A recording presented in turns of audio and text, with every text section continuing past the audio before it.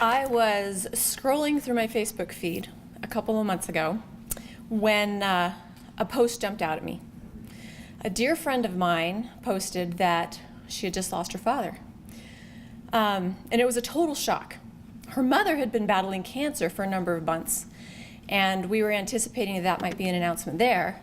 But her dad was a very fit, 74-year-old, just fit as a horse, expected to live for a good long time, and this was a total shock. So to see an announcement of his death left me wondering what in the world happened. It was so sudden. So what had happened was he had gone out to pick up dinner for the family. He and his wife, they had a guest staying with them, visiting from out of state, and he had a heart attack in the car and rolled up on the median where the car stopped, thankfully, instead of going out into the traffic of the intersecting street. Some good Samaritans pulled up to try to help, but he was gone. It was very, very sudden. And it was a lot for my friend's mom, as you can imagine. You'll remember she's battling cancer. And further, it was a lot for my friend. My friend had already been supporting her parents through this difficult situation, and she was preparing emotionally to say goodbye to her mother.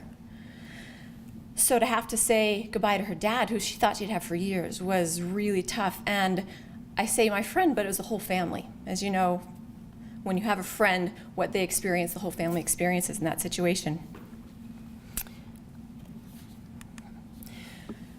A few weeks after the funeral, her family, the extended family, traveled to California for a special gathering with their Nana, who's still alive, at Stinson Beach. My friend's mother, we call her Nana because that's what the grandkids called her, had planned the trip the week before my friend's dad, who we'll call Papa, had passed away, not expecting, of course, that he wouldn't be coming. She had planned it out of a desire to be with her children and grandchildren all together, possibly for the last time, to share her family heritage with them at the beach house, and to spend time at the house that her grandparents had built. So think about this. She's bringing her grandkids to be in a house that their great-great-grandparents had built, to share this special time together. She'd even made a book telling about the history of this house, and she was able to spend time there like she did when she was a child, and share the stories and share the experience and connect the generations. Even though everyone in the family hoped it wouldn't be the last time, they knew very well that it could be, and the trip was made and everyone gathered with that very thing in mind. So they were all there, her 2 adult children, her 6 grandkids. You know how great it is to get the cousins together, what an experience that can be. And they shared a very special week with their beloved Nana. And of course, it was even more poignant in the wake of Papa's unexpected death. Before they'd left on the trip, scans had shown that Nana's cancer had shrunk and been drastically reduced, and so there was a lot of hope that there would be plenty more trips to come. But shortly after their return to Utah, within just a couple of weeks, my friend's mother started feeling very poorly again. It got bad enough that she was admitted to the hospital for testing, and after several days, tests found that cancer had spread to her spinal fluid and the meninges, and there's no recovery from that. So, just 9 weeks after my friend's family lost their dad and Papa, they lost their mom and Nana. Excuse me, I cry very easily, and when I tell emotional stories, it just comes out in the voice. You'll have to excuse me. So her funeral was actually held 1 week ago today. I attended. She's a very dear friend, and I loved and appreciated her parents, and it was very emotional. These were 2 very involved and active grandparents. After their children had grown up, they had left their native California and moved to Hawaii just for fun, but they hated being away from family so much they actually moved to Utah because that's where the grandkids were. So they came to be here, and so the family had suffered a huge loss. As they made arrangements for everyone to travel into Utah for the funeral, though, they ran into a difficulty. One of the granddaughters lives in Texas, and as they tried to make arrangements for her to fly to Utah, it started to look like she wouldn't be able to come.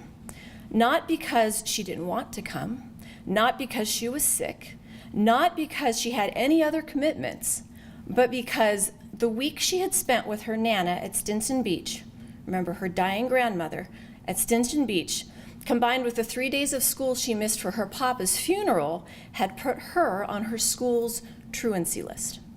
And she wasn't free to leave the state on a school day without the school's permission, without risking the implications of breaking the law. The entire funeral had to be planned around the state of Texas and its school attendance mandates.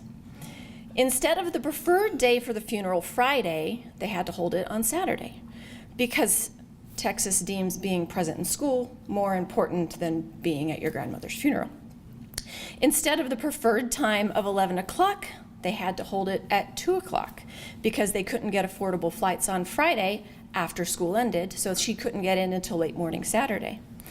The granddaughter's mother wrote a lengthy email to the school explaining the unusual situation, but did anyone care? No one cared. The state of Texas knew what was best for that young woman's development, and it was being in school for the approved number of days. How are you feeling about now? Here's my friend's text exchange with her friend about this situation. It says, if you read up there, it says, the little one at the top is the text message that her niece, the granddaughter from Texas, had sent to her daughter, her cousin. It said, "Kate, will you please tell your mom, let your mom know that I can't miss school because the Stinson trip put me on the truancy list. So if it's too expensive to get a ticket for just the weekend, that's okay because I got to see her for that week." And my friend sent this to her friend, so mad. You can see what she says. "Truancy list for missing a week to spend time with your dying grandmother? Are you," very classy expletives, "kidding me? What the heck is that? I'd be meeting with the school district officials if it were my kid. That's ridiculous." And then this right here was actually one of those video memes, right? Where she's just, anyway. And I think her friend captured it very well. "I can't stand when schools think they know what's best for your family. I get that they don't get paid unless there are butts in the chairs, but family comes first." My friend, just to note, who wrote the middle one in blue, she's used super precise language because she's an attorney. Okay, which brings us to what I think is a very succinct analysis by Margaret Thatcher. She said, "Our children need strong families, raising them with sturdy virtues, not to be smothered in the cold arms of the state." So when lawmakers and bureaucrats pass laws such as the one which affected my friend's family in this infuriating and really absurd way, I think it's fair to say that they really and truly believe that they're promoting the well-being of children. The school board members, the legislators, the superintendents believe that they're setting up systems that will be so good that they can actually guarantee better outcomes for children than you can get with individual families making their own judgment calls. So while my friend's family is trying to draw together and strengthen each other at a time of upheaval and sadness, the state is reaching out with its cold arms to push the parents and grandparents and aunts and uncles and cousins away while drawing the child into its cold arms of superior judgment. Almost any right that we have, any right that's recognized for us as Americans can be taken in the name of protecting or helping children. And we've lost a lot of ground in the fight for liberty and family integrity to precisely this argument. Well, we need to help those children. We need to protect those children. Okay, well, I'll give up a few rights if it will protect those children. Do you ever feel that argument in your own head when you hear arguments for certain laws? You go, well, I don't like the way that affects me or my family. The education system, unfortunately, has become one of the chief vehicles, if not the chief vehicle, for this variety of assault on family authority and autonomy. Perhaps some of you have heard the brilliant quote from C.S. Lewis, who said, "Of all tyrannies, a tyranny sincerely exercised for the good of its victims may be the most oppressive. It would be better to live under robber barons than under omnipotent moral busybodies. The robber baron's cruelty may sometimes sleep. His cupidity may at some point be satiated. But those who torment us for our own good will torment us without end, for they do so with the approval of their own conscience." So what I hope you gain from this today are a few things. I want you to be able to recognize the threats in the area that I'm going to address. There are probably more, but I've identified 3 that I want to discuss. I want you to be able to articulate reasons for opposition, because often in these situations, the arguments for the laws that create these situations sound so good, it's hard to come up with a reason to oppose or explain why you oppose. And thirdly, be ready and motivated to speak up. So often we sit back worried we'll be the only one. But the first to speak up, of course, is the domino that gets everybody else to know that they can do it. So I want to discuss 3 areas of encroachment. The state is slowly but steadily moving to wrap children up in its cold, standardized arms. And as it does so, it's necessarily pushing parents and other family away and straining the bonds of family and usurping the natural rights of parents. And it's disturbing how frequently and aggressively we see the education system being used for this purpose. And I hope that if anyone who is an educator gets the chance to hear this, they reflect on their love for children and how children's best interests are always served when you strengthen families. Often you'll hear the argument that, well, there are parents who don't care. I think it's fair to say that percentage of parents is so tiny that you cannot justify the damage you do to all the good families in the name of protecting, and ultimately you do so much more harm by proceeding in this way. So here are the 3 areas we're going to focus on today. There's certainly more, but these are the 3 we're going to talk about. School attendance, opt-outs connected with the Every Student Succeeds Act, which was the education reform law passed about 2015, almost 3 years ago, by the federal government. It was the overhaul of No Child Left Behind. And thirdly, data collection. Now you'll find when I talk about these, I focus heavily on school attendance. That's the area I know best. But I want to touch briefly on the other 2 because they're very important and very threatening.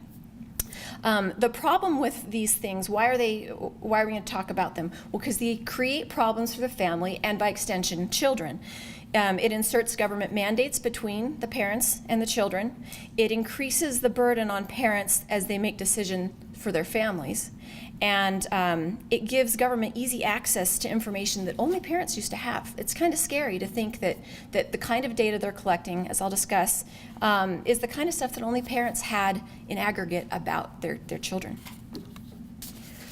When you think of truant, tell me some of the images that come to your mind. What's a kid doing if he's truant? Fishing. He's fishing. Ferris Bueller's Day Off. Ferris Bueller's Day Off. He's out smoking or drinking. He's out smoking or drinking behind the gas station or in a car somewhere. Yep. Maybe he's doing what? Under the bleachers. He's under the bleachers. Yep, doing stuff he shouldn't under the bleachers. Maybe he's out spray painting the bridge under the overpass, right? Maybe he's sitting at home playing video games in his pajamas because his mom went to work and then he didn't go to school, right? So these are the images of truant, right? We've got this problem that's risen where states, governments are now conflating truancy with absenteeism. Okay, so we're going to talk about these 2 things. Truancy is the state of being one who stays out of school without permission. But absenteeism is the state of being absent. 2 very different things, right? The difference there is what? It's parents. It's parent involvement. The parent is aware, the parent is guiding and directing the child in the situation. So who gets to excuse children now from school? Are families strengthened when the state can dictate a child's location for its own ends? Utah's code says this about unexcused absences. Unexcused absence means a student's absence from school for reasons other than those authorized under the LEA policy. And LEA is a local education agency, so your school district, essentially. And frankly, we've got a pretty darn good law in Utah, which allows districts to expand reasons for excuse and gives them a lot of leeway to be human and flexible about it. The law itself is actually pretty good. But sometimes you will run into problems with implementation. So let's just talk about that for a second. I was tickled when I did a little research on this Texas law after I heard about my friend's situation, to find a statement from the Texas Association of School Boards. Now, every state has an association of school boards. They're linked to a national association of school boards. They tend to push policies which place the school and authority over children, with parents under that. You have to defer to the school's judgment. They said, this is what they had to say about school attendance. Good attendance is important for many reasons. Do you disagree with that? No, good attendance is important. It's good. Your child receives the maximum benefit of education by being in school every day, and numerous studies show a strong link between academic performance and consistent attendance. Well, it's fair. If you show up half the time, you're probably not going to do so well, right?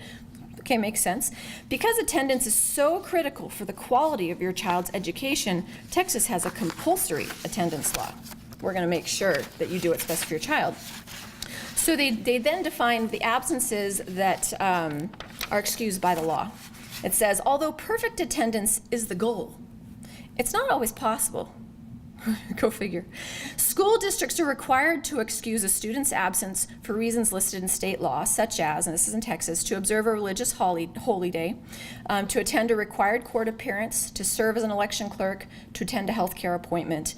So the Texas Education Code describes these reasons in greater detail and lists additional statutorily excused absences. What I found interesting about the list that Texas had, and it was longer than the ones I just read you, was that every single one of them, except for excuse for a religious holy day, was connected to government service, such as, the ones serving as election clerk or showing up at court. As long as they're going to be under the purview of another government entity, they can go, and we're okay with that.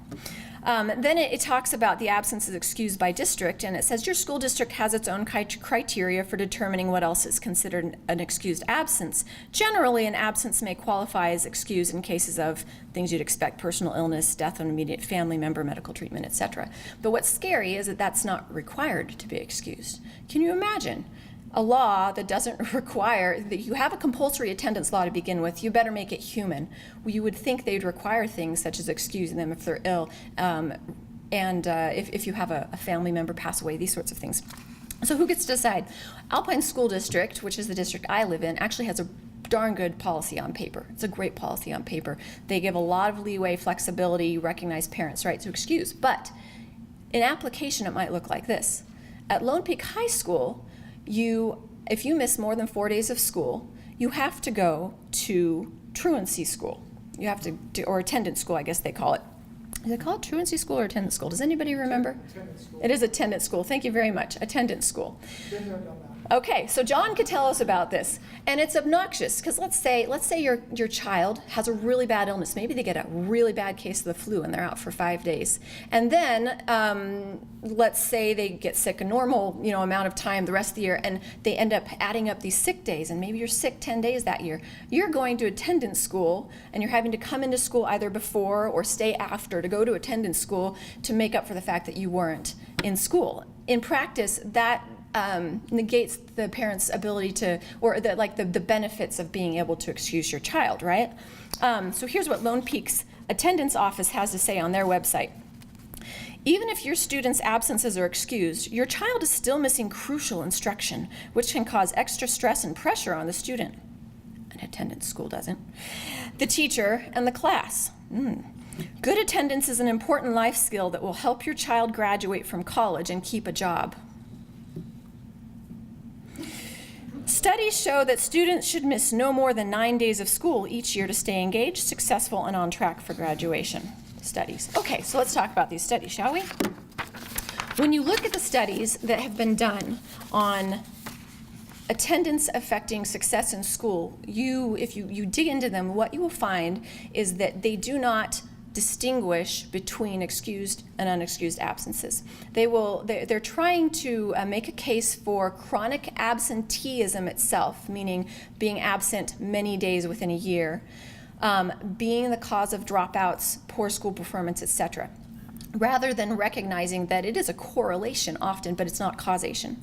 And so what you'll get, for example, is this. On the U.S. Department of Education's website, it says they used Utah statistics to push its power grab for the sake of the children. It says, irregular attendance can be a better predictor of whether students will drop out before graduation than test scores.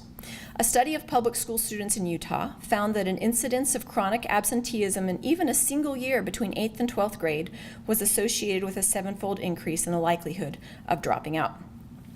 But what you find, these 2 studies I've listed on this slide here are the 2 studies I've been able to find that actually distinguish between excused and unexcused absences. And what happens when a researcher does that? It's exactly what you might expect. They find that those who have high amounts of absences, but they're all excused by parents, are on par with everybody else. There's no effect on their performance whatsoever. But the unexcused, of course, are even worse off. And what's happening is they're lumping everybody together, making these students who miss a lot but are excused look bad. And they're using that to push the idea that everybody needs to have that high attendance. So, for example, here's a quick example. When I was 14 years old, I was in 9th grade, my grandfather, let's go back, my family made planned a trip to Hawaii for the 50th anniversary of the bombing of Pearl Harbor. My grandfather was a survivor, and so we spent a year saving money and getting ready to go on this trip. Well, Pearl Harbor, anybody know when it was bombed? December 7th, thank you. So could we do this trip in June or July or August when schools might want us to do it? No, it happened in December. So we took 2 weeks and went to Hawaii. Amazing educational experience, right? Thankfully, I grew up in an age when people still recognized parental rights, and my teachers say, that's great, come back, write a report and tell everybody what you learned. We'll see you when you get back. But if I were to try to take that trip in this environment, I might run into attendance school. I might run into other actions by the state. There are a lot of things that can happen. This list over here are some organizations I would say if you see them advocating for an attendance policy, watch out. They advocate for that butt in the chair model where whether you're excused or unexcused, it doesn't matter. Schools know what's best, and parents need to defer to their judgment. I'm going to have to do this very briefly, but I became familiar with this when I lived in Nebraska about 8 years ago. There was a horrible law passed to try to improve school attendance. After doing some research, I found that one of the major organizations behind this law was the National Governors Association. They're also a major organization behind Common Core. The idea was to try to make it to push up attendance and to continue to promote higher attendance. Well, this law they passed in Nebraska took this form. If you missed more than 20 days of school, you referred to the county attorney. Period. Didn't matter why, didn't know what the reason was. So there were some of the people who got caught up in this were a young woman who was a student council member. She was an honor roll student. She played in the band, great student, but she had seasonal asthma. So she missed more than 20 days of school the fall, and she got sent to the county attorney's office where they mandated that she take part in a remediation program. And her mother was furious because this was a program with the young people that she was concerned about her daughter associating with. And the state, the cold arms, wrapped her up in this remediation program and said, we're going to take care of you. There was a young woman, a child who was bullied, and the school wouldn't address it. And finally, one day after she got beat with a stick by 2 boys on the way home, her mom said, I can't risk this anymore. Pulled her out, did the legal procedure to homeschool her for the last few weeks of the year, and then decided we'll try again this year, new situation, we'll send her. And then she got wrapped up in the law because she had missed days within the not school year, but consecutive year. What do you call that? Just the year end to year in January to December. They said, well, you're going to have to go into the county attorney and into this program too. So these sorts of things. Another example comes out of Orange County. Just recently, a letter went out to parents in Orange County advising them not to take family vacations because their child might be referred to their special team for truancy, which is trying to cut down on gangs. right? So if your family takes a family vacation, odds are you're involved in a gang, and they're going to make sure that you're okay. All right, very briefly, like I said, the truancy would be my big issue because I know it the best. Utah has run into a situation where we have a high rate of opt-outs. It's not especially high, but it's high enough. Thank you. You may clap. It's wonderful. Parents claiming the prerogative of our state tests. Now, parents aren't trying to opt out of the everyday tests that their teachers give. They have, parents understand the value of that, but they're opting out of state tests for a number of reasons. Here are our reasons. Some are concerned about how it affects their children with special needs. These tests aren't designed for children with special needs, and they can be very stressful for them. Many parents believe the test to be invalid. They've done research. They don't think it's any good. Mental health concerns or severe test anxiety. In other words, I know this will be bad for my child. I wish to wrap them in my loving family arms, and the state isn't liking this so much. Parents don't want their children's data shared, the data that's collected on these tests. Pushback against the federal involvement in education. The reason we have to have these tests is for federal funding. A lot of people who don't like the federal involvement, someone was asking about that, opt out of the state tests. It's a way to say, I have no use for this, I don't need this. It's also to protect, protest against using these test scores for school grading, which is a very faulty measure. And most parents are essentially saying, I have confidence in the education my child's receiving. I know the teacher, I know the school. I don't need your centralized tests from far away to tell me how my child's teacher is doing. And so they're trying to communicate, I know what's best for my child, and it's not your test. So these are some of the reasons that people are doing it. So in Utah, I need to do this real quickly. In Utah, we tried to submit a state plan to the federal government, a state plan that's required under this ESSA law by the federal government, which meets all these parameters. Just as a side note, ESSA was sold as local control, and everybody was like, yay, it's a return to local control. We're going to leave the mandates of no child left behind. It's so wonderful. But it's same old, and maybe worse. So Utah, have to submit a plan to the federal government, and they have to go, okay, yeah, I approve of your plan. Is that greater local control? Not in any way, shape, or form, right? And so we submitted a plan. We got a couple of state board members here who know all about this, saying, look, we'd like to opt out of, what's the word they used for it? Waive. We want to waive this requirement that we have 95% of our students test.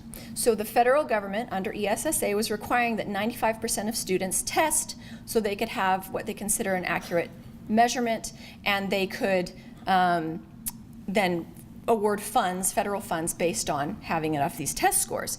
Well, the federal government said, no, we won't waive it. And so Utah said, well, could we have, tell me the word again. Waiver. No, after the waiver, then you ask for the, thank you, a 1-year reprieve. I used to know these words, but I've forgotten them. 1-year reprieve from these requirements while we figure out what to do, because our state law requires us to allow students, parents, to opt their students out. So you've got the federal government with one law, you've got the state government with another. They're butting heads. Who wins? The federal government won. The federal government said, no, we won't bend. If you want federal money, you're going to have to do this. Well, here's part of the irony. Look at this. This is the law right here, okay? 2 sections. They're conflicting. Nothing in this paragraph shall be construed as preempting a state or local law regarding the decision of a parent to not have the parent's child participate in the academic assessments under this paragraph. Okay, so we should be able to have our opt-out law and have no problem, right? Oh, except that the statewide accountability system described in paragraph 1 shall carry out the following: annually measure the achievement of not less than 95% of all students, and 95% of all students in each subgroup of students who are enrolled in public schools on the assessments. And this is a very common thing you'll see in these laws that are usurping parental authority, is you get this he said, she said, the back and forth of a capricious government with bad lawmaking who basically says, well, we'll put this in the law, and then we can do whatever we want, and point to the law. And so it's hard to defend your family. Anyway, to wrap up, I'll just touch very briefly, I know, Oak, I'm supposed to be done now, on data collection. This is something to research. We can talk about it during the break. I'd be happy to talk with you about it. But data collection is a very threatening area in the area of the state usurping our parental rights. They are gathering data about your child through the tests they take, not just the end of year state tests, which are now RISE tests, but also day-to-day computer adaptive programs, curricula, weekly tests, these things that come through the computer.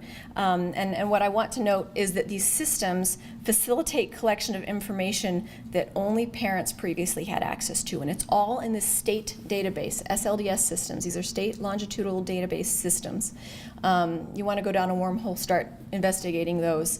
And the FBI just issued a warning a few months ago about the dangers inherent in this. Data collection and unsecured systems could pose risk to students. Now, here's the point. Did you ever consent to have your child's data collected like this? No parent does, and no parent can opt out. This is scary, and it inhibits the autonomy and the authority of the family. So here's your call to action. See The Incredibles? They're a tough family. They defend themselves, right? We've got to be like that. Require, demand that laws distinguish between excused and unexcused, because that recognizes the role of a parent in deciding what's best for the child. Opt-outs. These tests, these state tests, can't be viewed by parents or teachers, and that interferes with the parent's right to know what our children are exposed to and tested on. And lastly, data collection. It's just inappropriate. Collecting this kind of data is inappropriate.